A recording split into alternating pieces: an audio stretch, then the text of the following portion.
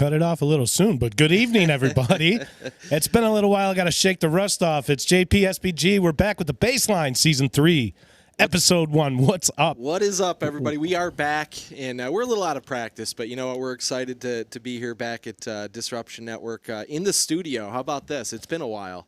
We are safely, physically distanced across the studio here, and we're ready to talk some baseball, and it is such an odd season, you know, as everything is. Well, that's why we're starting in the middle of the season with no warning whatsoever. I mean, it is odd. And the end of August is the middle of the season, too. You know, talk about strange. But there's baseball going on, and there's a lot of crazy things happening in the world. And it's nice to have something to, you know, distract us from that. Not that, you know, we should not be paying attention to the important things going on beyond sports. But it is nice to be back and be able to talk some baseball. And how you been, man? I haven't seen you in a while.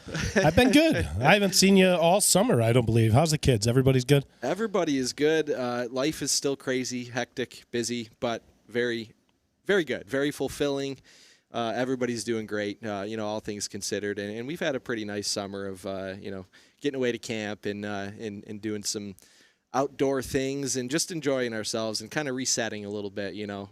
Still crazy busy, but such is life, you know, when you have a couple young kids in you know, a busy life, I guess. Oh, I know. But we will make time to talk baseball. We love Disruption Network, and we obviously love the game of baseball.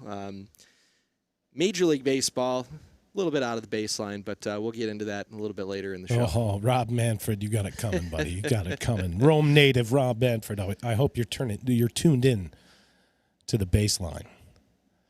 Yeah, like you said, it's weird. I'm just now getting over that apprehensive feeling that, you know, I had illustrated to you early on. You know, I'm watching baseball, and I want to get into it. I want to get so excited, but you just have this feeling that it's going to come to an end prematurely.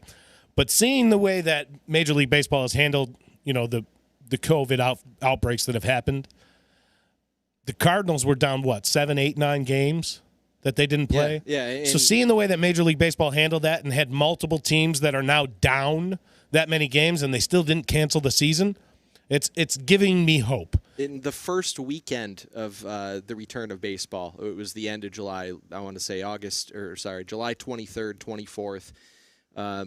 You know, like you said, apprehensiveness, cautiously optimistic at that point, just happy to see a game, you know.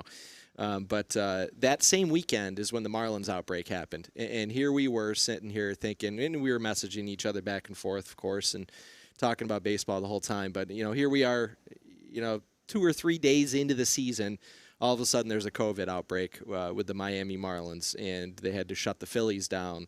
The Yankees were supposed to play the Phillies, and they had to kind of huddle up and talk to the Baltimore Orioles and just scheduled games of the Orioles that weren't on the actual schedule just to do anything they could to kind of keep things moving. And it has been a rough go of it, but surprisingly, at least to me and to you, I know, here we are, you know, halfway through the season, coming in on the trade deadline, actually, which we'll talk a little bit about.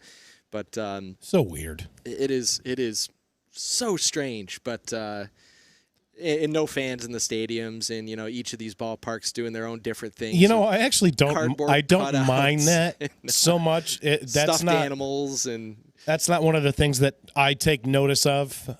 You know, growing up a Yankee fan in the 1980s, you're used to seeing Yankee Stadium empty. So I just envision myself back to, you know, Claude L. Tampa. Washington. A lot of these stadiums are empty, you know, during normal times. And I expect to see Mike Polirulo take the field. You know, it's just the way I get into it. Like you said, you know, Randy Velarde and Steve Bye Balboni back in the 80s and early 90s. So I'm used to it. Not the Atlanta Fulton County Stadium, and you know, all those stadiums back in the day. I just remember them being so empty.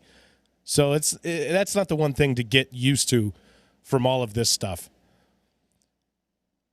No doubt. But, you know, we will be focusing a lot of our time today on talking about the on-the-product field that's going on. And, of course, we'll touch on a lot of other craziness that's going on in the 2020 Major League Baseball season. We were talking right before the show went on, and we were talking Trevor Bauer he's kind of become a cult hero amongst baseball fans. It depends on who you ask. Yeah, right? I mean, very polarizing guy. He's a cult hero or a cult villain, I guess, depending on what your point of view is. But he is a very interesting follow on Twitter.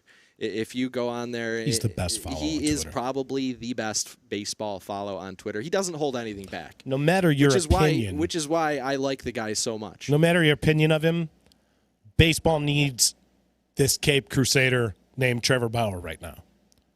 No matter if you like him or not, you like what he's doing, he's a mouthpiece. He's a mouthpiece for everything that all these players want to say.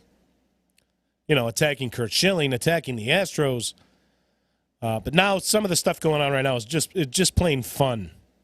Trevor Bauer responding to a tweet or retweeting a tweet from the Cincinnati Reds a couple weeks ago. It was in regards to Sonny Gray's first 6 appearances with the Cincinnati Reds and setting a strikeout record. Well, Trevor Bauer hadn't had that many appearances left. He had 3 left to go. Said, "Hold my beer." So Budweiser sees that and says, "Speaking of beer," they lay down the gauntlet to Trevor Bauer. Hold my beer. Hold my beer. And said, "If you set the record, we'll make these." And it was a picture of a can that said Cincinnati Buds. So Trevor Bauer's 5 strikeouts away. I don't know if you saw what he did the other night. Obviously, everybody knows the Trevor Bauer story, virtually making himself untradeable to any contender at that juncture in time. We're in Kansas City. He got taken out of a game prematurely and decided to throw the ball over the center field wall when he was a member of the Cleveland Indians. Yeah, it was just about a year ago, a little bit more than a year ago, I believe. He got traded to the Cincinnati Reds and went and dominated the Royals last week and pulled out the Send It shirt. A picture of him, a silhouette of him throwing the ball over center field with all of the Royals accoutrement attached to it. Just trolling the Royals. He's been T-shirts and Free cleats, Joe Kelly. The Free Joe Kelly cleats. And that then he had been dead set on wearing for his start. I think it was just last week. It wasn't that long ago. And Major League Baseball said that they would fine him and suspend him if he even thought of going out on the field with his Free Joe Kelly cleats. So you know what Trevor Bauer said? Yeah, I'll ask Carlos Correa if he wants them. And he did explain he did not wear them. He did not wear the Free Joe Kelly cleats. And the reason why he didn't wear them is he didn't want to let his teammates down by, having to be removed from the game due to a suspension or, Major League Baseball's reaction to doing that. And he ended up going out and he threw a complete game shutout that game. Just went out and let his play speak for, how he felt about that. And for anybody that's watching or listening, if you're not sure what the Free Joe Kelly thing is, about a month or so ago when the season first got underway, obviously the Houston Astros thing was going to be our big topic of the season. We had been talking about it before the season started. We were going to lead almost with an entire episode talking about the Houston Astros scandal. Huge ordeal with the sign stealing and everything else that came along with it. The apologies that you could tell were very hollow from Bregman, Altuve, and in that basically that whole team. That was going to be the big story of the 2020 season, and obviously things changed when COVID happened and some other things going on. But Joe Kelly, a pitcher for the Los Angeles Dodgers, beamed one of the Houston Astros. I think it was Altuve. I could be wrong on that. Maybe it was Bregman. I can't remember. It was a month or so ago now. But Joe Kelly also became kind of a cult hero amongst a lot of baseball players and baseball fans for going out there and basically saying, I don't care what Major League Baseball is going to do to me. I'm just going to go out there and I'm going to start beating Houston Astros. So, of course, he gets suspended for 8 games. Rob Manfred, Commissioner of Baseball, is overprotecting the Houston Astros at this point to make sure that there's limited 60-game season. It's important to note that that's 8 games in a 60-game season. That's more than 10% of the season. With no contact to a player at all. Yes, he threw at him. Sure, he threw the pitch at him, okay? Was it right? No, it wasn't right. But 8 games for a 60-game season with no contact to the hitter at all? And you didn't punish the Houston Astros. Houston Astros got nothing, not a game. No player got a game. I mean, honestly, all of the players that were implicated should have been investigated and suspended. And somebody who didn't even hit somebody with a pitch is suspended for 8 games. So that's the background on the whole Free Joe Kelly thing. Trevor and Bauer, then he made the he made like a pouty face and tears as he was going off the field, and those images are now famous. And it was Carlos Correa. So Joe Kelly throws at Carlos Correa. Trevor Bauer does the thing with the cleats with a picture of the pouty face, and Free Joe Kelly doesn't end up wearing them, and then tweets at Carlos Correa, "Hey, send me your shipping address and I'll send these to you." Baseball needs Trevor Bauer. Whether or not you agree with him, that's fine, but baseball needs Trevor Bauer. They don't need lockstep, goose-stepping, fall in line, shut your mouth guys. Not right now. Not with, we'll get to Manfred later, but not with what's going on. Yeah, and the game doesn't need to change. 2020 is an anomaly. I get it. But if they don't get a lot of stuff right here in 2020, you're going to see a strike. You're going to see a strike or a lockout. We are coming You're up going to on see the end a of the work CBA. stoppage. And the way that everything went down leading up to the return of baseball at the end of July was just so discouraging.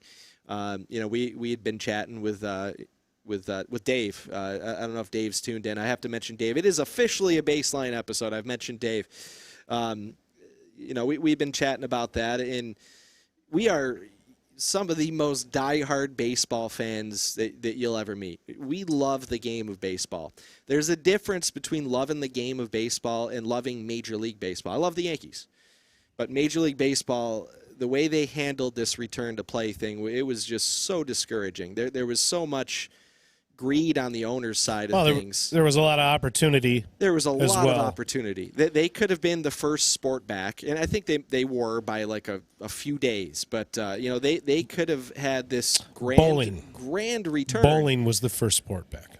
Sure, of the major 4, we'll say bowling was the first one back. I think the cornhole. I had to give. Hey, listen. I think the cornhole championships might. No matter your opinion of bowling, it is still a step ahead or above. That is no insult to cornhole. bowling nor cornhole, but the way that all went down and the disagreements there, and the players basically at the end of it all just throwing up their hands and just saying, "Just tell us what you want us to do. We're going to do it." And okay, we get it. We don't have a say. A lot of politics. We apparently don't have a say in this thing. And there's a lot to factor in. Player safety, for one.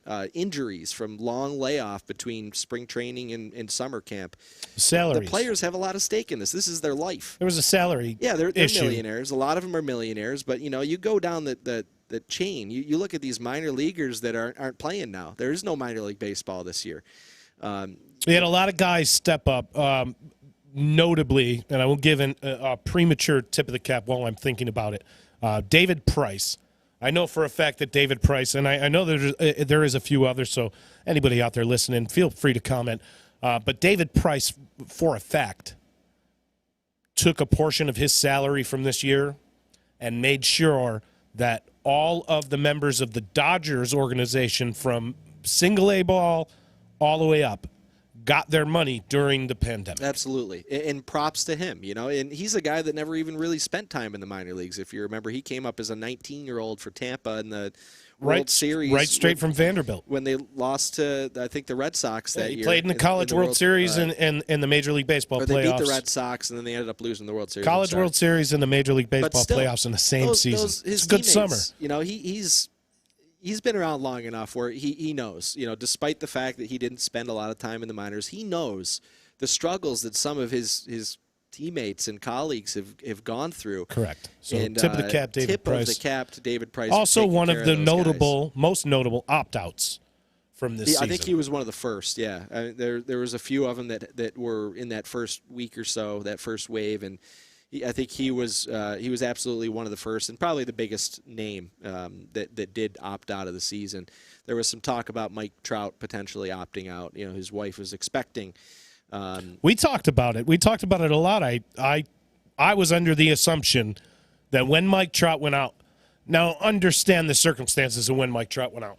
You had just had the Marlins thing happen, and the Cincinnati Reds and St. Louis Cardinals had just been postponed. So it was bleak already. Yeah, I think it was the first week of the season when Trout's Mike wife Trout decided went into labor, had the baby. he's going to go out. And then, honestly, I was very surprised at how quickly he came back after 3 or 4 days, and then just went on an absolute tear. Yeah, and he's still on the tear. 9 home runs in the first 11 games back as a dad. He's got dad strength now. He's even better. Dad Mike Trout is even better. And how about his son's name, the name they picked? Yeah. So welcome to Bat. the world, Beckham Aaron Trout, Bat. otherwise known as Bat. He named his kid Bat. For all of you BB Ref fans out there, if you're curious, you can go look at Beckham Aaron Trout's He already has a baseball reference page. I don't know if Aaron is a reference to Hank Aaron or not. I don't want to make assumptions, but if it is, that is even cooler that Sure. he threw that into his son's name is potentially a tribute if that is what his thought was there. But yeah, he went out an absolute tear when he came back. I think he had hit like 6 home runs in his first 6 or 7 games back, and he's Mike Trout. He's amazing. If he had opted out of the season, wow, what an absolute devastating blow to the marketability of Major League Baseball coming back in this. We kind of joked around that it's almost like a circus minus the elephants, except for the Oakland A's with their elephant. There was a lot of circumstances surrounding that circus comment, and a lot of it was what you were alluding to earlier with the opportunity that Major League Baseball had to do things differently and didn't. And then trying to just make it like rec league softball, muni league softball.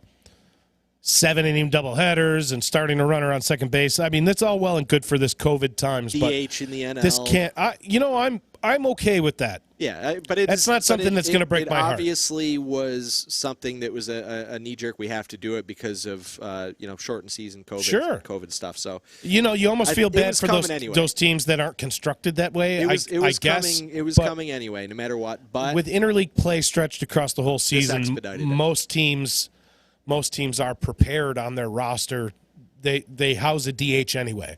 The DH might not be like full Mark McGuire later in his life where he's a defensive liability, but they house a DH most likely. You see these managers now more and more getting more out of their roster where they can.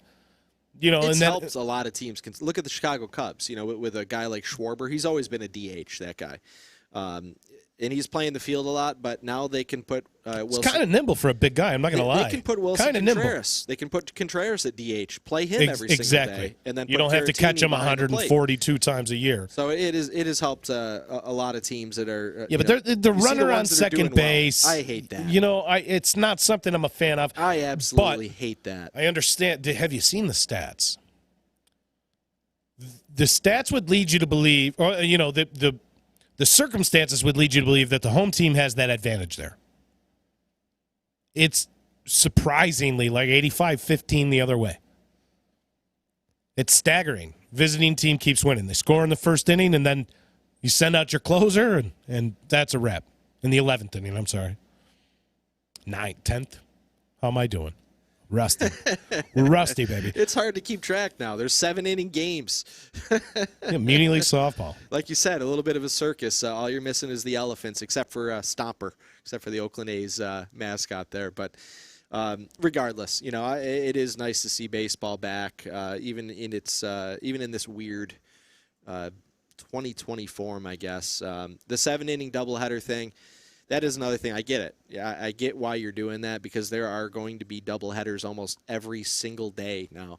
When Yanks got a stretch of doubleheaders coming up. I know that for a fact. Yeah, they have one today, and it was actually weather related. Their game with the Atlanta Braves yesterday was rained out.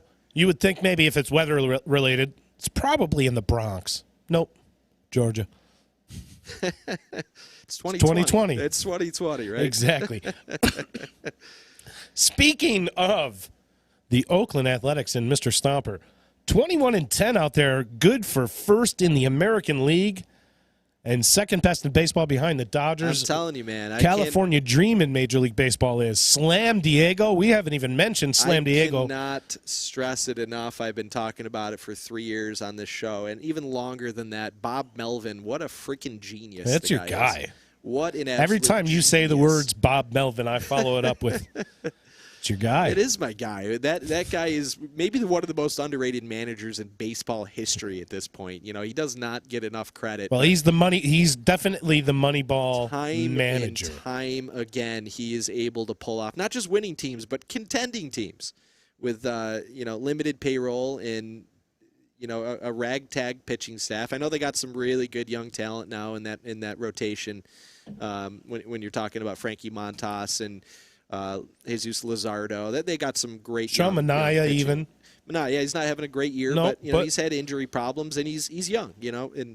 And overall they've got a pretty good young core for pitching now. As opposed to a couple of years ago when you're seeing Mike Fiers and who's still there and Brett Anderson and a few others, but.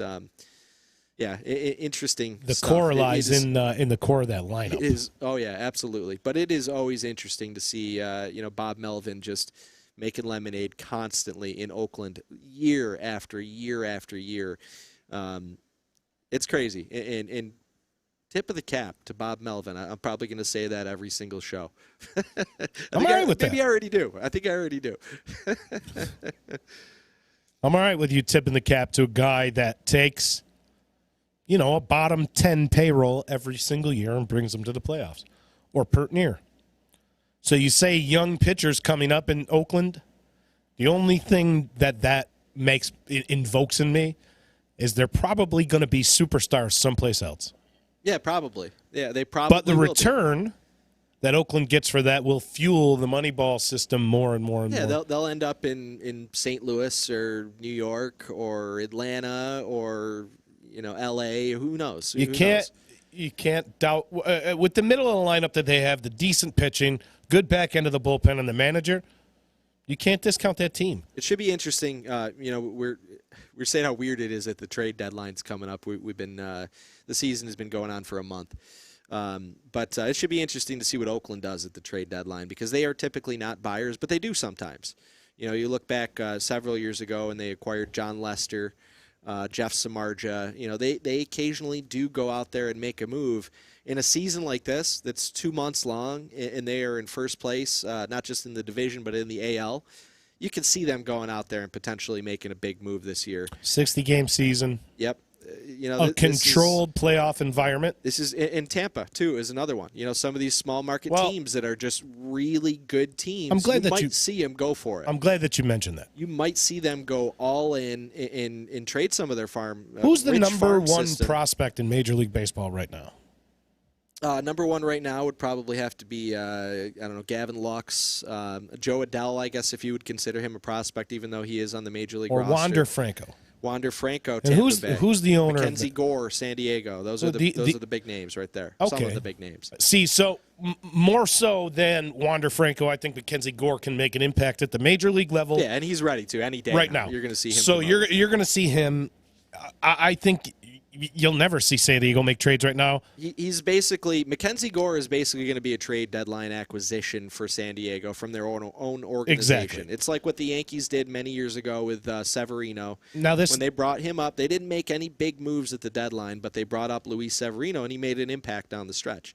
That's what you're probably going to see here with Mackenzie Gore, and you never know how these guys come up and if they're going to need an adjustment period or if they're going to be just instant impact guys, but. Everything points to Mackenzie Gore being an impact guy. And he's not even at the alternate site anymore. That alternate site term, I don't like that either. They need a better term for that. But he's not at San Diego's alternate site. He is actually at Petco Park working out with the Major League team. So it's only a matter of time. It's probably a service time manipulation at this point. Wait a week, 2 weeks, maybe trade deadline time next week, you're going to see Mackenzie Gore get called up. And San Diego's GM had a press conference, really interesting interview yesterday or the day before, I can't remember. And he was asked about Mackenzie Gore. Obviously, it's a hot topic. They got a lot of good young pitchers there too, but Mackenzie Gore is the top of the chain as far as how highly regarded they are as prospects. And he had some interesting comments to make about that. He said, Mackenzie Gore is being groomed as a starting pitcher. He said, you saw when we called up Chris Paddock, or when Chris Paddock started with the team last year at the beginning of the season, we made him a starting pitcher. Cal Quantrill, on the other hand, the opposite end of the spectrum, also a very good young talent. Closer material. He's also kind of a hybrid. He can start a game as an opener, go 3 innings. He was a starter in the minor leagues. He got brought up instantly and got put into like an opener closer setup man. So a long reliever, but all over the place. Not just at the end of the game. But he pretty much indicated that Mackenzie Gore is being groomed as a starting pitcher, which makes sense. The guy is the top pitching prospect in baseball. And he is likely going to be an impact ad for San Diego from their own organization, from their alternate site. All right. So the other team in the other league, who's in the exact same position as we were talking, Tampa Bay Rays. You're sitting on the number 1 prospect in baseball, arguably, depending on what list you look at, in Wander Franco. Wander Franco's a shortstop. Yep. Okay? You can go for it all this year. But you got Willie Adames. It's a shortstop. Really good young shortstop. 24 years old, 20 homers last year. I did 60-something RBIs. Yeah, sitting around 300 this year. A super on-base guy so far. Strikes out a lot, but he's a young guy. But he's a young guy. He's producing. His offensive numbers are good. At the major league level. Yep. He's a 20 home run shortstop at the major league level. I know it doesn't sound like so much in 2020. Willie Adames, by the way, former teammate of Johnny Field that I got to see play in Syracuse when they played at the time, the Syracuse Chiefs a couple of years ago. And ladies and gentlemen, that was the field report. Looking good, Johnny. A former teammate of Johnny Field is doing well in the major leagues. That's the update. Willie Adames. He's a 20 home run shortstop at the major league level. Like I was saying, in 2020, it doesn't seem like that big of an anomaly. But you think 20 years ago, you had 20 home runs as a shortstop, you're going to sign a $70 million contract. So Willie Adames is there. He's 24 years old. He's already proven that he can hit 20 home runs at the major league level, plays a solid defense. You're the Tampa Bay Rays. You hold that poker chip. There's a team out there who arguably has the best shortstop in the game, although he's not playing great this year. Again, 2020. Francisco Lindor. The Cleveland Indians. Francisco Lindor will not be an Indian next year. They have a conundrum. They also have pitchers who we're going to get to a little bit later, Zach Plesac and Mike Clevenger, who have lost the trust. Lost the trust of the Cleveland organization, their teammates. Foreshadowing of out of the baseline. So they might be on the move. Mike Clevenger, I believe, maybe started tonight or is supposed to start tonight, tomorrow.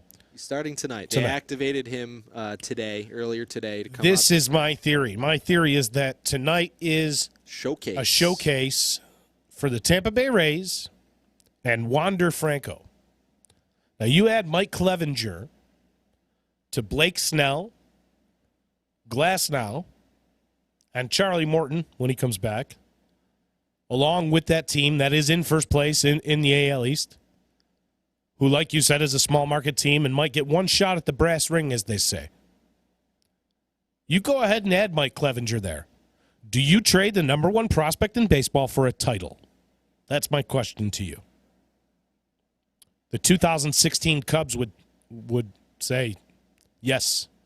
Yes, we do. And they did. And Gleyber Torres went on to be a Rookie of the Year caliber player and then hit almost 40 home runs last year. 39, I believe he ended. Also, my reach in our COVID-19 fantasy baseball league took him with my second pick. I reached for him a little bit. Now he's on the IL. We'll get to that in a minute, I took Clevenger in the 3rd. As he, based on the slew of pitchers that had already been taken ahead of him. And I took Jack Flaherty in the 2nd. He started 3 games. Yeah, you got bit by that Cardinals bug, baby. He's back, though, and so is Mike Clevenger. He's back, and he's going to get a lot of starts. Mike Clevenger, though, it's an interesting thing to take a look at. Tampa Bay Rays, perfect suitor. You add another arm there with the way that Kevin Cash manages that bullpen, you might have yourself a winner. One trade. So do you trade Wander Franco? Francisco Lindor's maybe you can figure out a big blockbuster trade where you get Clevenger and Lindor. It's certainly possible. You're going to have to give up a lot more than Wander Franco, but it's 2020 here. It is certainly possible. And like I said, some of these teams like Tampa, Oakland, and there are others out there. San Diego, you could even throw in there, even though they kind of fell down the standings a little bit. These teams aren't Oakland. Yeah, they're in the hunt many years, but to have a legit shot at a World Series championship, which those teams that we just mentioned all do. There's 5 teams in Major League Baseball that don't have a shot right now. This would be the year to do it. This is your chance. Really. The defending national champions. See, I have rust. It's just rust. Expanded playoffs. The defending Major League Baseball World Series champions, the Nationals, they're 11-16, but they're 5 games out. They were probably 11-16 through the first 27 games last year. You only got to get into the top 2 in your division, and you're in. And then after that, it's like March Madness. You can have a 5-seed Syracuse go all the way and win. It has happened.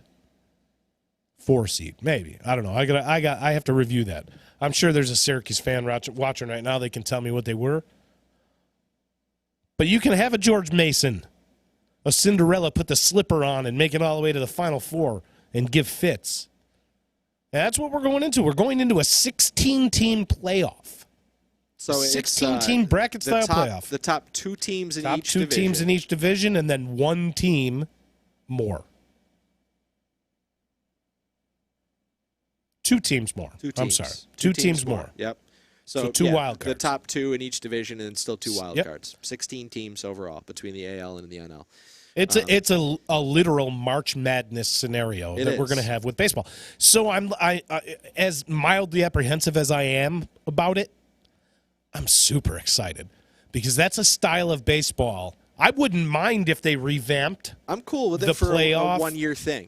See how it goes. I don't necessarily think that more than half the league should have an opportunity to vie for a title. You see how it goes in a full season, right? But for a 60-game season, that's definitely way too small of a sample size. You see how it goes. We've seen the Oakland Athletics be 20 games out at the break, be sellers at the break, and then make up all of that time after the break. Go on a ridiculous tear. The Cleveland Indians a few years ago won 22 straight. I mean, we've seen it happen. We've seen teams go. We've seen it with the Cardinals. Ridiculous streaks. 15 years ago or whenever that was. So 60 games does not a season make. So I think this is honestly, one thing that they got right. It is a good time to experiment with different rules and everything because except for a runner on second. Yeah, I hate that. I will say it again. I hate that rule, but it is what it is. But it's a good time to try it, see what happens. And the other sports, did the same thing. Hockey, basketball, they adjusted and they figured out a different way to do it.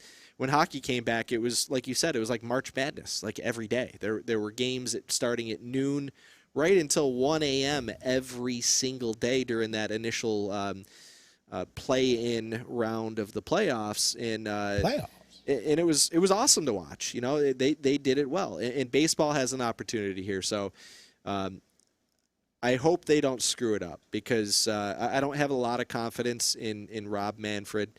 I really hope they don't screw it up, but we'll see what happens here. The trade deadline, like we mentioned, is I think it's Monday, the 31st, last day of August, or September 1st, Tuesday. I forget. It's coming up in a few days, so we're expecting to see some interesting moves. And speaking of moves, I want to give a shout out to EJA Moving Company. Let's get moving.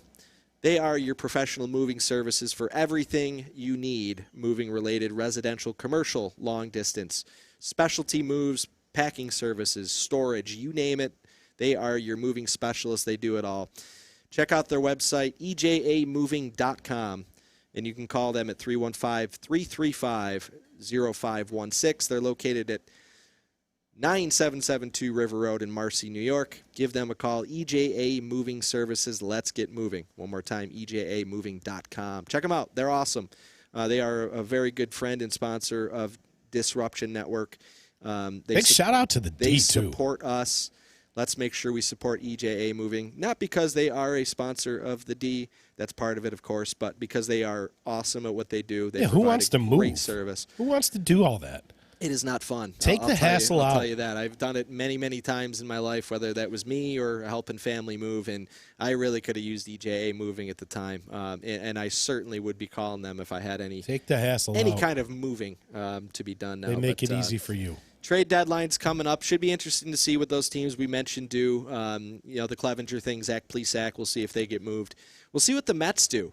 The Mets are kind of an interesting trade deadline team, and I'll tell you one thing. 2020 has been crazy, and there's been a lot of just things out of the ordinary happening. But the Mets have been consistent, and they are still just about as Mets as they've ever been. 2020 and coronavirus and everything else going on this year can't stop the Mets from being Mets. Right down to Yoenis Cespedes just stopped showing up to the team. Then he opted out of the season. The sale of the Mets has been kind of a circus. Speaking of circuses, if we had the jingle board going right now, I would be playing like elephant noises. And we are talking. It's been a circus for almost a year now. I mean, there's been agreed upon sales, and then things fell apart. A-Rod trying to lead a group with Jennifer Lopez, and they had a coronavirus scare last week. Their series with the Yankees was postponed, and they have I think a 5-game series with the Yankees coming up this coming weekend to make up for that a little bit. So the Mets made their return yesterday from their little COVID break, and thankfully, it was not as serious of an outbreak as what we saw with the Marlins and the Cardinals and some of these other teams that had pretty serious delays due to people testing positive for coronavirus. But the Mets came back after I think a 3-day layoff, and do you know what they did in their return? It was a doubleheader. It's got to be a blown save. They were shut out 2 games in the doubleheader. Did DeGrom pitch? Was it a 1-0 shutout? I don't know if DeGrom pitched or not, but here's the thing. They're the gift that keeps on giving, even in 2020. We need the humor. Even Mets fans, we talked about this the other day. Mets fans are like, did you ever see Terminator? All right. And Skynet, like the machines become self-aware. Mets fans are becoming self-aware. They're starting to call themselves out. They're starting to call themselves out on social media. It's like I can't even pick on anyone. I can't drop that's so Mets. That is so Mets, by the way. The Mets are Mets. But I can't even drop that meme on anybody anymore. I can't do it. They already know. The Mets fans pick on themselves. That's a team that I hope gets a better group of owners, but maybe their luck changes too. You make a trade for Diaz. He's the best closer in the game the year before. He couldn't close a book. Yeah, he had one of the most historic seasons for a closer ever. 52 saves with Seattle that year. Just a save every day, it seems. If a Seattle pitcher leaves Seattle, other than Randy Johnson, are they any good? I mean, Cliff Lee did pretty good after he left Seattle, but it's just maybe my experience as a Yankee fan. And his time in Seattle was very brief too. He made his name with the Phillies and then went to Texas. And he was a very brief stop in Seattle. But the Mets are continuing to be Mets, and we need the entertainment this year. We need some laughs. Here's the thing to look at for this trade deadline here this year. We're in previous years where you're already going to be 75 games in, 80 games in at the trade deadline, even more. I mean, that's just the break. By the All-Star break, they usually know who's going to be buyers and sellers, right? What you need to look at this year, you need to look at way more past the record. And more so look toward the financial circumstances of the team. You look at the Mets. I mean, the Mets are 4 games out, 4.5 games out. That's why they could be. So an they're interesting they're trade three and a deadline half team. they're 3.5 games out of a playoff spot. Do you want to end up in that playoff spot and maybe go for it with the team that you have intact, or do you want to try and make a few moves for 2021? I mean, there's no teams, if you look in the standings, the Pirates, the Royals, those are the teams that are completely out of it that have no chance, but you can't make a The case Red Sox, just based the Red Sox, but you can't make a case just based on record for 90% of the teams right now to not try to stay in it for 16 teams getting in. That's why this trade deadline is going to be very weird. You're going to see teams that, like the Marlins. Are the Marlins going to buy at 14-11? They're not. They're not. But they're 14-11. Why would they sell? That's what I say. It's just going to be weird. Speaking of the Marlins, Derek Jeter, my boy, not doing a too good job down there with the handling of the COVID situation that they had go on. You would have expected it to be better.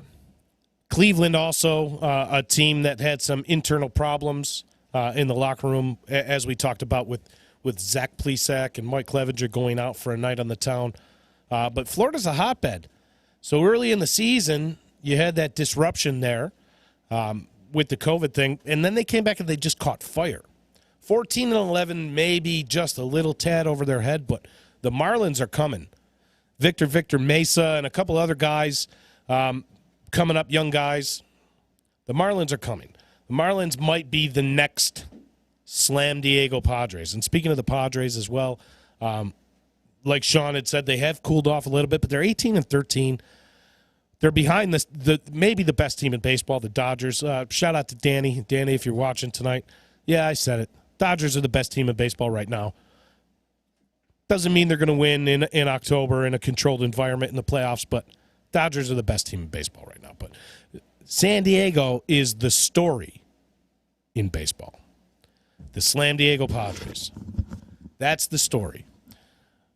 So Fernando Tatis Jr. Slam Diego. And Slam they are absolutely embracing that too. They changed their Twitter name to Slam Diego Padres. There's all sorts of merchandise and shirts that you're seeing out there promoting Slam Diego. In the reason for that is one of the brightest young stars in the game, Fernando Tatis.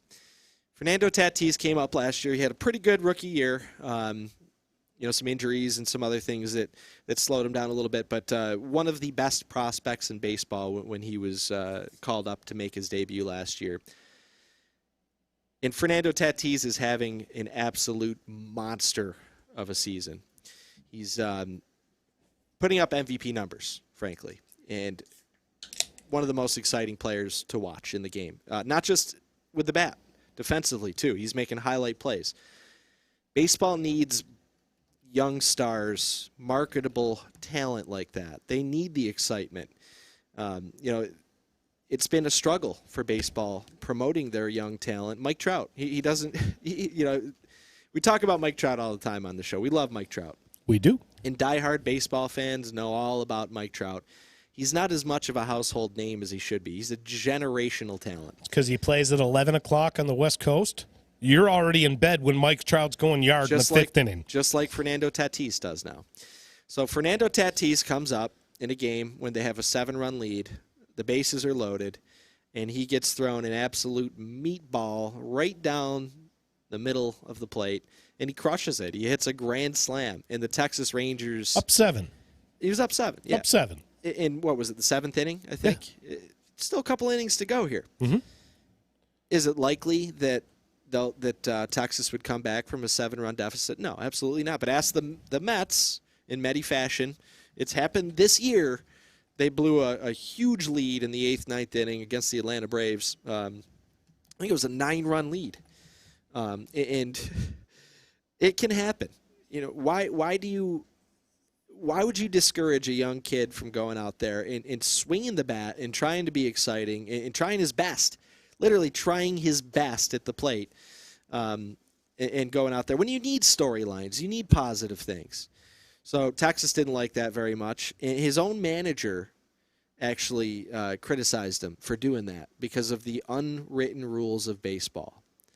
We're going to get to that too, a little more foreshadowing on out of the baseline, but unwritten rules in today's game. And Trevor Bauer, by the way, did put out a nice tweet saying, Fernando Swing Tatis, away, kid. keep swinging, kid. Swing away. Swing away. And I just remember one of the Medi tweets that happened right when that happened was somebody, I forget who it was, a Mets journalist or maybe just a fan on Twitter that got a lot of attention and reactions was, I'm a Mets fan. I know that a 7-run lead is not safe in the 7th or 8th inning. It's not. You know, it's not like we're talking about a 7-8-run lead in the 9th, which still technically is not a safe lead. But the fact that his own manager would kind of publicly come out and say he missed a sign. Say he missed a sign or something. You know, stick by your guy. Be a leader. Stick by probably your guy. not the right swing to make there, but, you know, I teach my guys to be aggressive. That's it.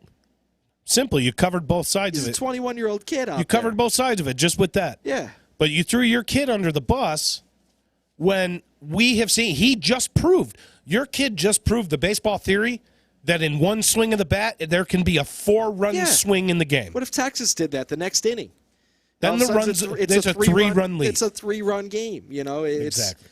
Go out there and try your best every single time you're on the field. Ironically, the Texas Rangers are the team that scored the major league record, 31 run. They beat 31-3, I believe. They beat the Baltimore Orioles, right? So I mean, really not a lot of room to talk. Chris Woodward. I'm sorry, the manager of the Texas Rangers. What are you doing, criticizing that? How about this? How about your mop-up guy doesn't come in down 7? All right, you don't bring your mop-up guy in to load the bases. Tell your mop-up guy throw strikes. And then when he gets a 3-0 count with the bases loaded to the number 1 young superstar in baseball, try not grooving that fastball. Maybe. You know, those are tips. But you can't blame a kid who's seeing beach balls to say, oh, yeah, I'm gonna let this one go because we're only up 7. What? What is that? And, you know, the other side, the other side of the coin. If they're up 7 and he goes out there and he hits a fly ball or a ground ball and he doesn't run it out, you know, kind of like how you've seen Cano kind of jog and not hustle to first base. And Cano is rightfully criticized for that most of the time when he does it.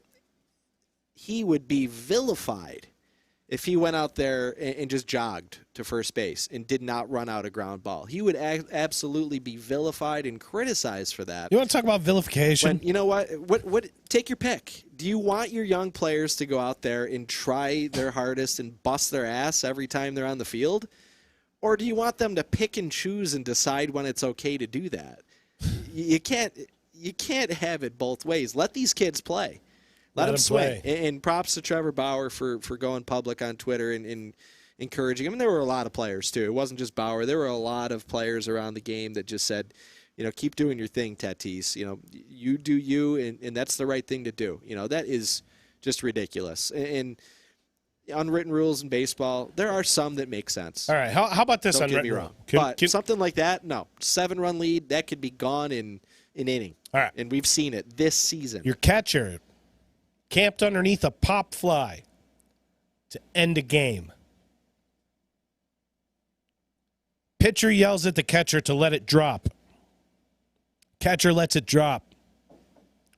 Pitcher strikes out the batter, thus earning his 200th K of the season.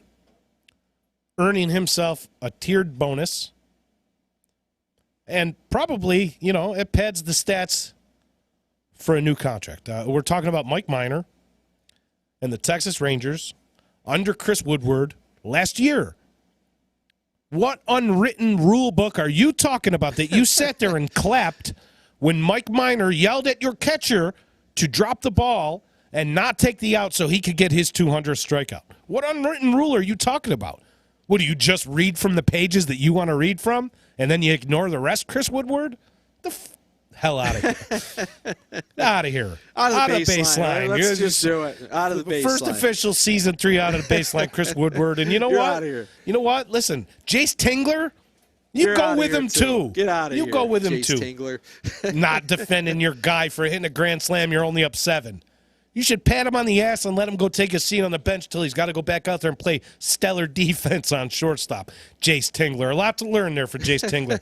But Chris Woodward, manage your bullpen. Manage your guys. Tell them throw strikes. Do your job. Do your job. Do your job. And All right? the players. And don't do your criticize job a 21-year-old kid for that doing did his job. For doing his and That's trying it. his So hardest. our first, it felt good. We got that off our chest. He's an exciting player, you know. I've been waiting to talk about this for a while. This is one of the biggest things I wanted to address. And you know what? If we've barely talked about the Yankees on this show. Well, you know, this is what would you expect? Limited Yankee talk. We're homers, and we'll get to a little bit of Yankees before the end of the show. Which I don't even want to. I got a don't, little bit of time I don't want left, to portray it like we're I'll tell these you what. grandiose homers. I'll tell know? you what. If Fernando Tatis comes up against the Yankees, and now I have a fan rooting interest to root against him, and the Yankees are losing by 7 runs, and I don't know, Chad Green comes in and loads the bases. And then he throws one right down the middle of the plate, and Fernando Tatis rocks it over the frickin' right field porch. You'll be mad at Chad Green. You think I would be outraged that Fernando Tatis went out there and hit a grand slam? No.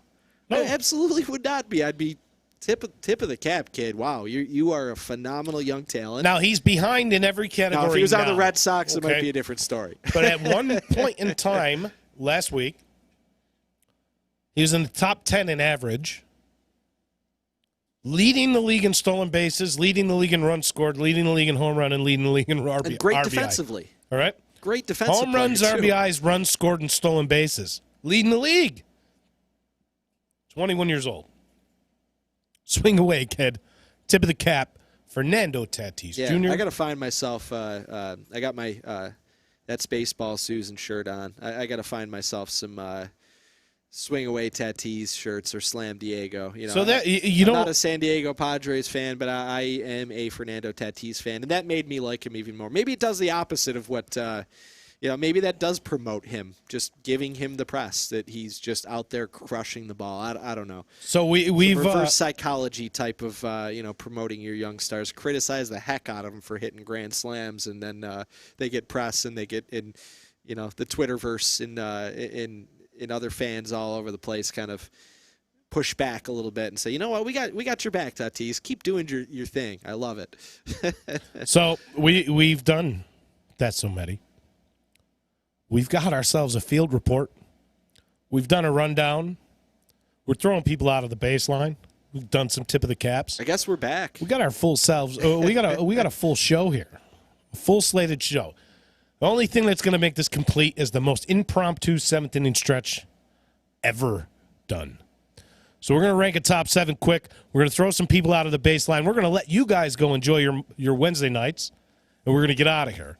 Quick, short, abbreviated show, but look for us every other Wednesday for the season now. We're here. We're back. It's 2020, and we're back, It's baby. trade deadline time, and we are closing in on postseason. So it's the baseline season now. I'm just going to give you an off-topic based on and a quick message. note too. Once again, Go ahead. thanks to the D for It's having us beautiful back. in here. Todd is somewhere in the studio right now. Just let me. It is beautiful in here. I can't describe to you how awesome it is to come here and sit and do a show. So thank you very much to Disruption Network. Check out all of the content on Disruption Network. Coming back full-fledged and with a vengeance here in 2020. You got Z's show, EC Radio, back. I know he's back on Mondays with Live Music Mondays or Local Music Mondays with Justin Smithson. But EC Radio, you can check for that daily. No Time for Nonsense on our show or on our network as well. Bill Vinci, a lot of interesting guests. And then I do believe that a lot of really good sports-related Agent guests, Paranormal is back with us this weekend, this Sunday maybe, or next Sunday. So Agent Paranormal will be back too. So a lot of good content, good stuff going on here at Disruption Network, Utica, New York. Thank you very much to the D. Always awesome stuff going on here. So I'm going to give you a random topic. We're going to throw out 7 between the two of us real quick. And this is based on An out-of-the-baseline guy. Jeff Francisco, you tuning in? Sending me messages today. Garrett Cole was getting rocked in the first game against the Braves. Yeah, he just broke his 20-game win streak. Yeah, he told me that Garrett Cole is the most overrated pitcher in the game. The guy hasn't lost a game in most overrated pitcher in the game. till today. I'm not going to go back and rehash all of these messages that he was sending me, but most overrated pitcher in the game. He said he's not a top 10 pitcher in the game right now. So that's what we're going to do, SPG. We're going to rank the top 7 pitchers in the game right now. We've done it before, but we're doing it again. Wow, you are right putting now, me on the spot, 2020, the top 7 pitchers in the game right now. If Garrett Cole doesn't come up in your lexicon here, then we got a problem. I'm going to have to pull up a list. That's fine. So I don't leave somebody big out. But I am not going to read off the list I come up with. I'm going to use that kind of as a guide. But this is a good one. I like this off the cuff, unrehearsed. I didn't even know that we were going to do that. That's fine. And that's fine. Thanks, Jeff Francisco. I kind of like that approach to it. Just come up with a topic and let's just do it. All right. We are winging it, and we're going to give you our list in a second once I pull up some research. It's all good. They can wait. Let them wait. Let them wait. All right, I'm ready. Go ahead. Who's number 7? Oh, it's tough to start at 7. You want to start at number 1? I don't. I want to start at 7, but it's tough. It's tough to do. I don't disagree with you. And there are a lot of really big-name pitchers that are having kind of tough seasons. And we predicted this. You saw it coming from a mile away. That pitchers were going to have a tougher time adjusting than hitters would be. Okay. But we can do this. All right. That's all right. You take 7, I'll take 6. You take 5, I'll take 4. And we'll build ourselves all the way to number 1. I want to know who you want pitching for you right now. I don't want you to look full on to the stats. If Garrett Cole had a bad start, do you still want Garrett Cole starting your next game for you? Yes, you do. I am not looking at any stats here. Just a list. Jeff Francisco's a Phillies fan, just to throw that out there, okay? And he's criticizing Garrett Cole. And I'll tell you what, there is a Philly that will be on my list. That's good. There is. As he should be. He belongs there. Garrett Cole will be ahead of that Philly. Yeah, he'll be well ahead. Let's see.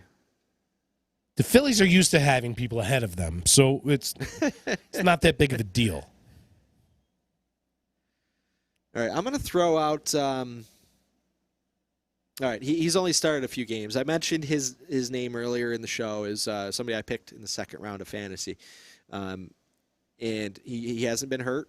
He's had the unfortunate circumstances of being on the St. Louis Cardinals and missing a lot of time due to coronavirus issues and some teammates that ended up having the illness, which thankfully they've all recovered or are mostly recovered. Guys like Yadi Molina have come back. I'm going to go Jack Flaherty as my number 7.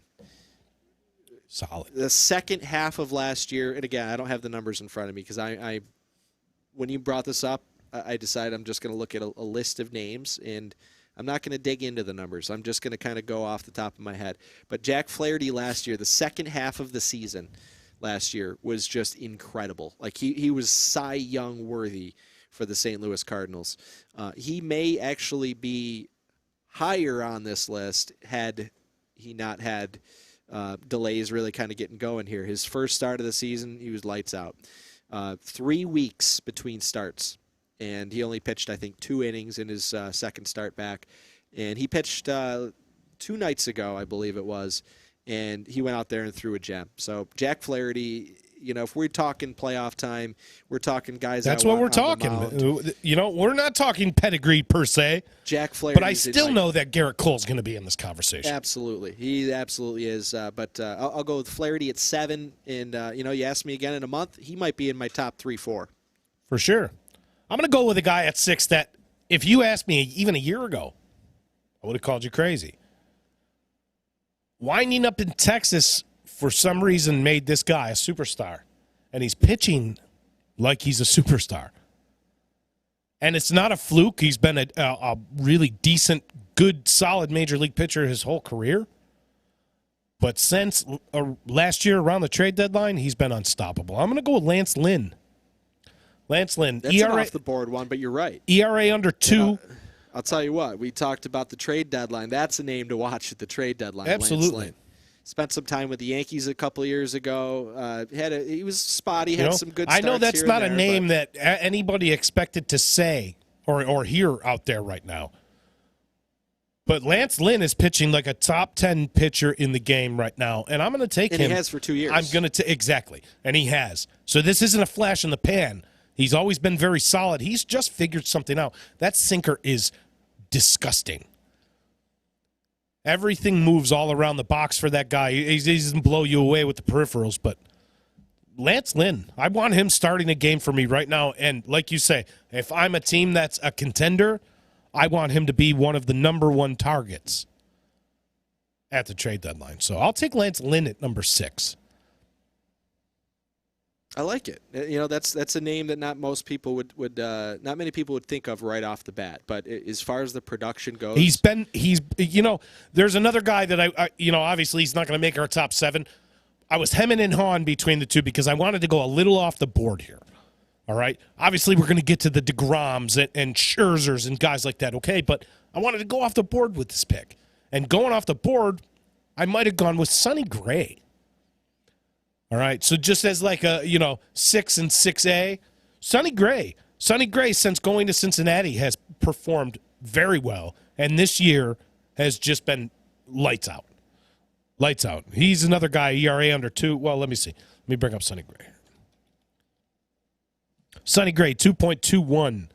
He's 4-1, 36 innings pitched, 51 Ks. I mean, he's just going out and dominating teams. So Sonny Gray, another guy that could have easily slid into that 6th slot for me. But right now, Lance Lynn. Lance Lynn. Let him start a game for me. I'll take him. We got a number 5.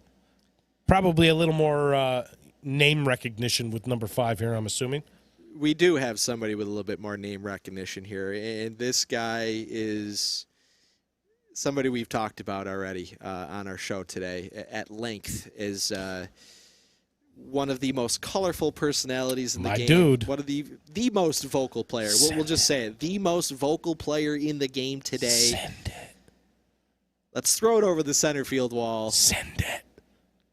Hold my beer. Hold my beer. Free Joe Kelly. Free Joe Kelly. It's Trevor Bauer. I love him. Trevor Bauer is he struggled yesterday. But this is another guy. You asked me a year ago, I would have told you I hated him. What a quirky personality the guy has. So he's been lights out this season. Like he has been absolute Cy Young quality. We talked about the Free Joe Kelly cleats game where he decided not to wear the cleats. He goes out and throws a complete game shutout with 9 Ks over 7 innings in one of those doubleheader 7-inning games. He decided for some reason, the guy marches to his own, the beat of his own drummer. He decided to tweak his pitches yesterday, and he changed some things up. Why? I have no idea. It's Trevor Bauer. He just, like I said, he marches to his own beat. He goes out there, he tweaks some things, and he did not have a good start. But it was his only start where he struggled all season long. Trevor Bauer is an absolute Cy Young quality pitcher when he's on his game, and he has been every start except for one this season. He's back into the top 5. You could have argued a couple of years ago with the Indians, the season before the launching the ball over center field wall, that he was right up there then. He's got the pedigree. He's got the talent. He's got the motivation. If you talk about motivation, that guy has more of it than just about anybody. He wants to go out. He wants to win. He wants to flip the bird to the Houston Astros and to Rob Manfred and everybody that, criticizes and his buddy him. Garrett Cole. Yeah. Yep. And reason one that you will never see Bauer as a Yankee right there. That is the truth. You dole out that contract to Garrett Cole. You've pretty much made this a no Trevor Bauer fly zone. Trevor Bauer, number 5. Trevor Bauer. I love him. And I let him pitch any game for me right now. Any game. Number 4, I'm going to do it. I'll do it. I'm going to take Garrett Cole. At number 4? Probably even low. Wow, that is low for what I would have him. Okay. But that's still top 4 pitcher. That's nothing to sneeze at. We're talking this season. He's gotten hit a little harder this season. He wins. He strikes people out. He keeps you in the game. He wins. That's the end of the story. All right, am I really going to get upset, Jeff Francisco? I'm going to get upset at this guy for going out and pitching in the AL East to a 3.5 ERA? I'm going to get upset. He wins every start. He goes out and starts. No, I'm not going to get upset. I'll lowball it for the sake of this argument in the randomness of this seventh inning stretch. I'll lowball him at 4. And that's lowballing him. All right, but that is a super low ball. Yeah. I would have him Top higher 2. than 4, but 4 is justifiable. That's like I said, that is nothing to. That's fine. Being top 4 is pretty darn good. I'm not going to sit here and laud the accolades of Garrett Cole. If you need that, then you're obviously not a baseball fan. The guy's been unstoppable for the last 3 seasons. If you don't think that he's one of the handful of guys in the league, as a fantasy owner, you start every time. You don't even move him from the starting position, right? You start him at every start. He's one of the few guys out there that if he's on your roster, he's starting game 1 of a playoff series. He's starting opening day. That's him. He's an ace. Not a top 10 pitcher in a game. It baffles me. But I'll take him at number 4. You will not find anybody who is not trying to stir the pot or is severely biased that says that Garrett Cole is not a top 10 pitcher. You ask every single expert in the game, anybody, whether we're talking players, whether we're talking managers, coaches, broadcasters, scouts, you will not find a single person that does not have a bias or a bone to pick or the intent of stirring the pot for sense of debate. And if that's the case, that somebody wants to have a debate, that's awesome. That's good. Let's have a discussion on it. But you will not find anybody that is trying to make a reasonable argument that can say that Garrett Cole is not top 10. You could find people that might have arguments for him not being a top 5. I would disagree wholeheartedly. As far as top 10 goes, no. You will not find any reasonable, knowledgeable person that says that Garrett Cole is not a top 10 pitcher. I'll leave it at that. So Garrett Cole at number 4. All right, so on that note, we'll go to the Philadelphia Phillies because I'm not going to be a biased jerk and leave somebody off a top 10 list or top 7 list in this case. You see that, Jeff? This is how you work. I want to be a jerk. I'm going to tell it how it is. And that's Aaron Nola. Aaron Nola is having a phenomenal season. He had an up and down season last year. He's another guy, that has the pedigree, former top prospect, has had success in the major leagues. He's a bona fide ace. Aaron Nola is having a great year. Again, I don't have his numbers in front of me, but I would, from what I remember, his strikeout numbers are off the charts this year. His ERA is low. 40 Ks and 29 innings pitched. There you go. His whip is low. I think it's under 1. 3.10 ERA. Very good numbers. 0.90 especially, walks, when we consider pitch. what we've talked about a little bit on the show, that pitchers are at a disadvantage after having 4 months off. Yeah, sure, they could be training on their own and throwing on their own. I made that contention earlier in the year with you. Yeah. I said with no crowds there, that's the thing that really got me about the pitchers at a disadvantage. Right. With no crowds, I mean, you can almost hear fastball, curveball out of a hand. Yeah, and a big difference. And not to even really go on too much of a tangent, but think about the closers when you're at home, just get amped, you are just amped walking out from the bullpen to that crowd just going nuts. I mean, it's gotta affect those guys. It definitely does. Edwin Diaz can't use that as an excuse because he was terrible last year too. But some of these other closers that are struggling a little bit, they are their own different breed, closing pitchers. But anyway, back to the topic in the list. Aaron Nola having a phenomenal season, bona fide ace. I'm going to put him at number 3. So, back to the original question. Top 7 pitchers in the game right now. A little more information to it. I said, who do you want starting a game right now? Playoff game, World Series game. Who do you want starting? There's two pitchers that I want starting right now, right now. And one is kind of a wild card. He's a young kid. He's dominating Major League Baseball right now. He's must-watch TV, and he's dominating Major League Baseball. The other one has done exactly what this kid's doing for like the last 4 seasons. So I'm like on the fence here of who I would take as my number one, even though I'm taking the number 2 here. This is why it's tough. So I have to think of who I would take. It's tough to start at 7. As the number 1. Exactly. And go through it from the bottom up, because you get towards the top and it's like, there's 3 guys I want to put on there. The guy that's been doing it for the last 4 seasons with no help from his team at all, but the guy that's been doing it for the last 4 seasons is going to rank higher on my list, so I'll leave him for you. And right now, if I had a game, he is my number 1. if I had a game to start right now, it's not Max Scherzer, it's not Strasburg, even though we didn't talk about that. Strasburg out for the season after signing a big contract. But I'm sure the Nationals don't care. It's not Corbin. It's not Cole. They have a World Series trophy to show for it. It's not Dinelson Lamet. It's not Chris Paddock. It's not any of these guys. If I had a game to win right now, aside from the number 1 that I've left for you, I'm going to go with Cleveland's Shane Bieber.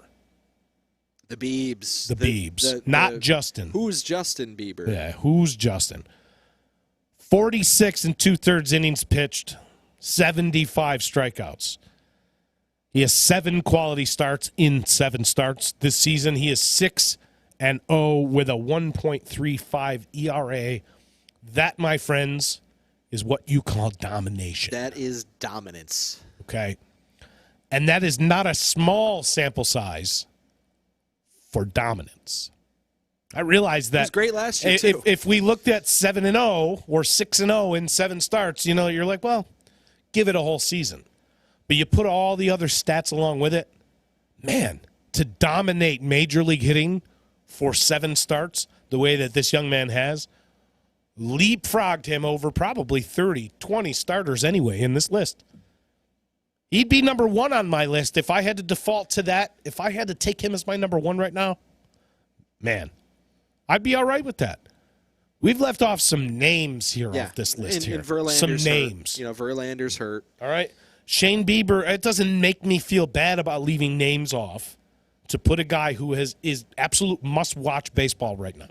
So my number 2, I'll take Shane Bieber. I'll leave you the number 1, and we'll throw some people out of the baseline, and we'll let everybody go enjoy their Wednesday. Number 1 is Jacob, do not call me Medi DeGrom. He is phenomenal. The least he Mediest. Is absolutely phenomenal.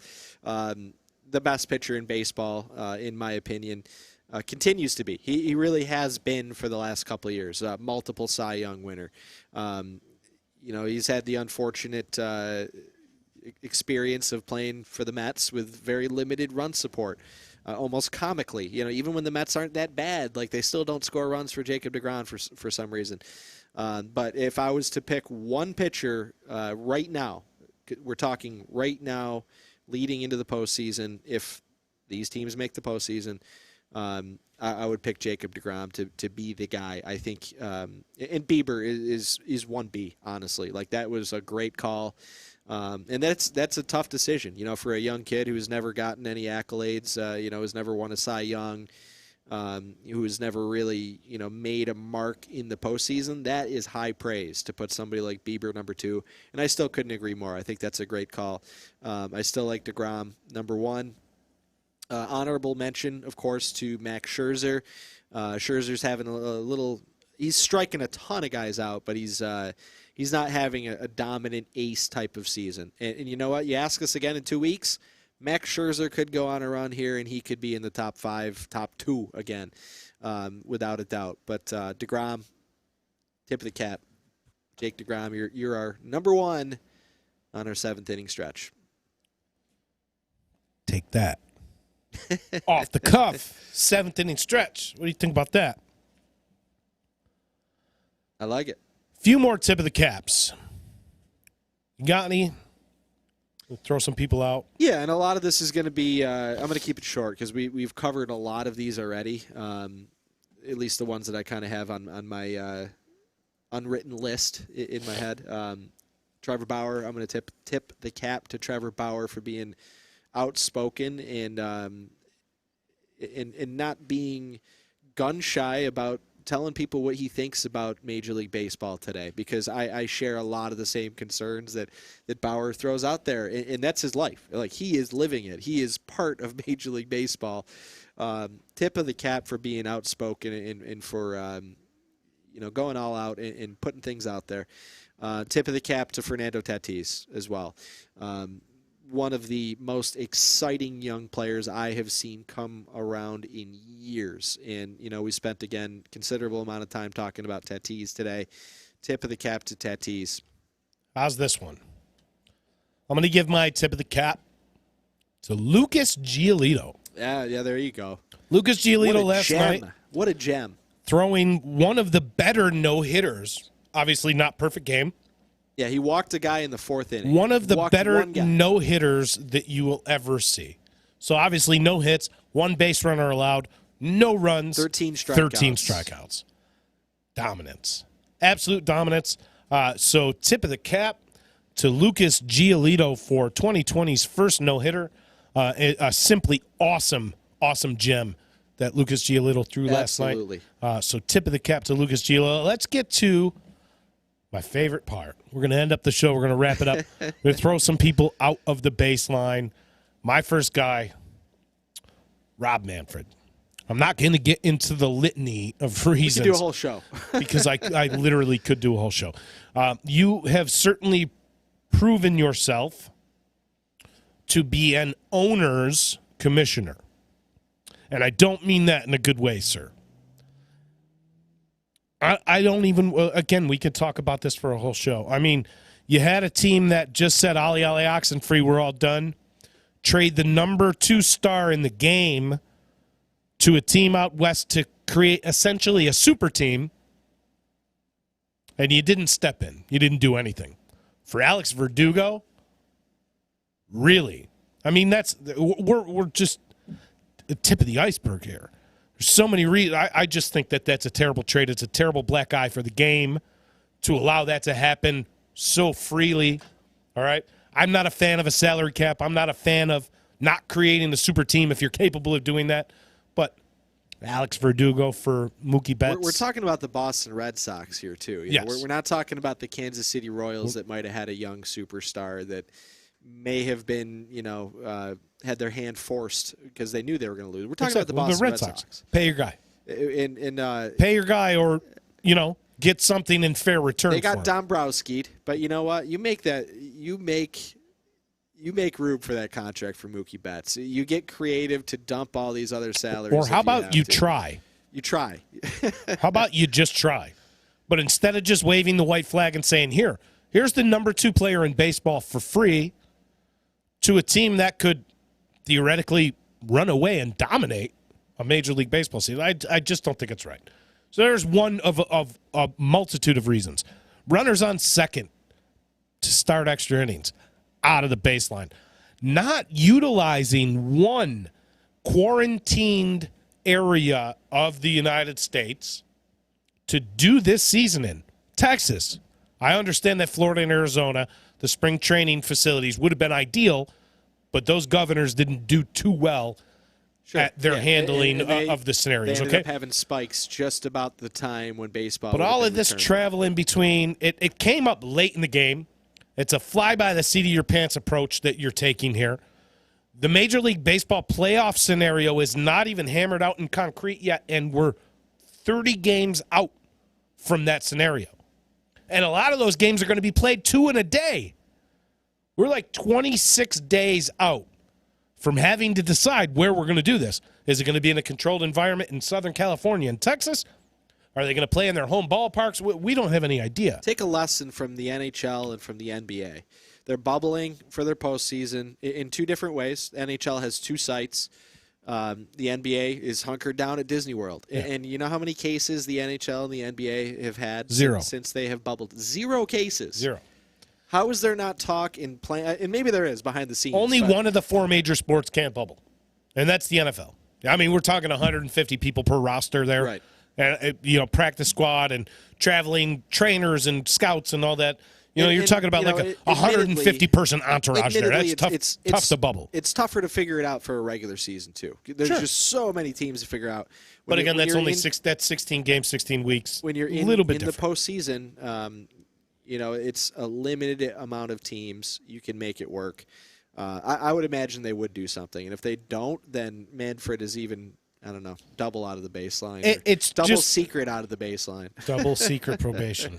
It's just his whole approach to all of this in conjunction with trying to push along these changes for speed of play and all this. Well, you know what? You don't have fans sitting there anymore, okay? So we don't need the pace of play to be picked up with things like starting a runner on second base and 7-inning doubleheaders. There's no traffic. You're turning Major League Baseball into Muni League playoffs. And I'm not all right with that. I understand not wanting to play 15-inning games and things like that. I get that. But his handling of all of this, his marketing of the Stars, his turning a blind eye to the Astros. There's another thing. We could spend a whole show on that. So, Rob Manfred, just to nip in the bud right now, you're out of the baseline. And you're going to stay there for a very long time. You didn't even mention you're the clown in our circus right now. One of the worst things for me is the protection of the cheating Houston Astros and suspending of Joe Kelly and all this other stuff that, you throw a ball at one of these guys, you're going to get suspended. BS. He's an owner's manager. Talk about unwritten rules. Or an owner's commissioner. Pick and choose which unwritten rules you want to follow and which ones you want to enforce and which ones you want to punish people for. Out of the baseline, Manfred. Manfred's gone. We've already thrown Woodward out. Jace Tingler, he's out. Tingler, you're gone too. All over that Tatis scenario. I got one more. Two more bundled into one. And we touched on it earlier briefly. Mike Clevenger, Zach Plesac for letting their teammates down. This is no joke right now. To make the season work the way baseball has constructed it, you need to follow the rules. And if you don't, we've seen it happen already. We've seen the Marlins have an outbreak. We've seen the Cardinals. We've seen the Mets. We've seen other teams have issues with this. And to be just going out in blatantly disregard for the rules, it's one thing. If you personally aren't concerned about it or, you're going to take the risk if you're an individual, okay, live your life. But when you are letting your teammates down or potentially infecting your entire team by just going out to wherever they went out to, I don't even know the full story, out to bars and hanging out with women and stuff, live your life, but not during a pandemic when you need to be in that clubhouse with your teammates. Fighting for each other. Zach Plesac informed yesterday when he was informed of the Clevenger start that they do not have room for him at the major league level at this time. It's because of Tristan McKenzie coming up, too, in pitching. Tip of the cap to Tristan McKenzie. What a major league debut awesome major league debut right there, right? Tip of the cap. He weighs 36 pounds, but he can throw a fireball, I'll tell you what. Deals. He deals. But, Clevenger and Plesac out of the baseline, and they made Plesac drive home, rent a car, and drive home from Chicago to Cleveland. Clevenger kept it a secret. He hopped on the plane with all those guys. If he had something, if he was asymptomatic, that whole team, they could still be shut down, the entire team. And then he denied it, and then finally it came to light he defended him. And then, by the way, I was with him. So, lying to your teammates, I don't care what it is. I don't care if it's not quarantining. I don't care if it's anything. Lying to your teammates out of the baseline. All right, I got one more, and then we can wrap this up here. Probably not going to know this guy's name, but he's definitely out. Tim Lentich. Tim Lentich. I can't say I know the name. I'm really Tim intrigued Lentich is in his 17th year. I got one more tip of the cap to close. In the Yankees organization. 17th year in the Yankees organization. And for 2020, serves as head athletic trainer for the New York Yankees. Head athletic trainer for the New York Yankees. You are definitely out of the baseline right now. That whole team is a walking IL. That's They are probably why I all don't know his made name. out of glass. I've got that name blocked out of my memory because So it's, Tim Lentich, get it together, and maybe I'll think about bringing you back in. But you have some absolute. When they get off the bus, baseball teams must be thinking that they're going to play football against the New York Yankees. Just physical, athletic specimens on your team, nagging injuries. Oh, my quad. Oh, my hamstring. My oblique. All right. These are muscle. They're not skeletal injuries. They're not diving into the wall and blowing up your arm injury. It's not a UCLA injury. And we're talking about some of the biggest, UCLA most Angels. athletic guys in the league. You know what I mean? Yeah, Judge and Stanton. Exactly. And So, Tim Lentich, you're out of the baseline, out of here. That's all I got. Who you got for tip of the cap, and then we'll close it out. I think this is a good note to end this on. So I want to tip the cap to Daniel Bard. Daniel Bard, if you remember, I do. he was a really, really talented relief pitcher for the Boston Red Sox. A setup man. He closed some games here and there. One of the best setup men in the league, going back 7-8 years ago. Extremely talented pitcher. Daniel Bard spent 7 years out of the major leagues. 7 years. And he has come back this year for the Colorado Rockies. And it looks like he may have secured their closer gig. He had a little bit of a rough outing last night. He ended up loading the bases and giving up a run. Is this according to Closer Monkey? No, this was according to me watching this last night because I was intrigued by his story. So do you know the reason why Daniel Bard was out of the game for 7 years? I do not. He had the yips for 7 years. He got the yips, the For shank. 7 years, he had the yips after being one of the best, fireballers, one of the top relief pitchers in baseball. Sounds like Rick Ankiel. For anybody who's, exactly, Rick Ankiel. For anybody who's unfamiliar with what the yips are, Mark Wohlers, another infamous case of the yips. If anybody is unfamiliar with what the yips is or are, I don't know. I think you pluralized it correctly, I believe. It's when you basically lose the ability to throw strikes. You just can't do it anymore. You cannot aim a baseball. Yep. And it just happens. It happens to fielders, too. It happened to golf. It happened to Josh Donaldson one year. Steve Sachs, notably. Steve Sachs. You see Chuck it with infielders Knobloch. all the time. They just all of a sudden cannot throw the ball to first base. Wherever they're trying to throw it. And going from one of the most talented relief pitchers, upper 90s, flamethrowers, to just all of a sudden, you can't hit the strike zone. It's happened to a few pitchers before. Some people have bounced back. It took Bard 7 years.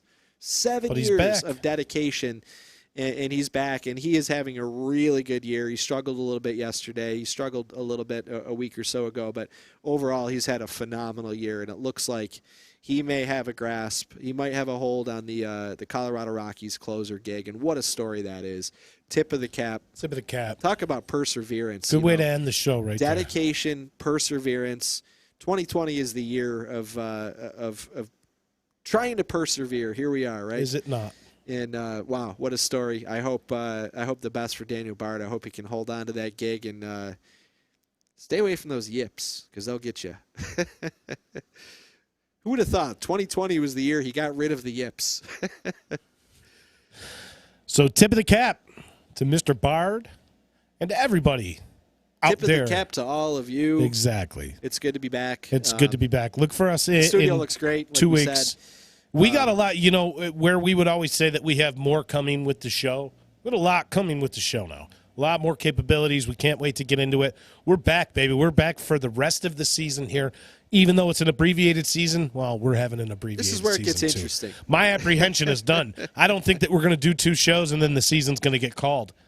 I think they're going to stick it out for the long haul. So I think we're close enough. I'm happy to be here for the long haul with you. We're halfway through the season. We're close enough to the postseason where the baseball is going to do, Major League Baseball is going to do everything they possibly can to get to the postseason. Then it gets a little bit easier. You can bubble up. You can figure out some other creative ways to make sure you get to a World Series champion. Interesting season. But here we are. We got baseball to talk about. We got a lot of exciting things. That's right. We're back. Disruption Network. Check out disruptionnetwork.net. Thank you to EJA Moving Company. Check out their website at ejamoving.com for all of your moving needs. And we will see you guys in a couple weeks to talk some more baseball. That'll be post-trade deadline, so we'll have a lot to talk about. 2 weeks. That'll be like 2 weeks away from the postseason. That's it. That's it. Welcome to 2020, everybody. Thank you, everybody, for tuning in. The Sear Triplets, thanks for tuning in, guys. I miss you. I'll see you tomorrow. Dave, when you check the show out later again, thanks for tuning in, pal. We'll catch you on the other side 2 weeks from now. Until then, keep it inside the baseline. Later, everybody. We're out.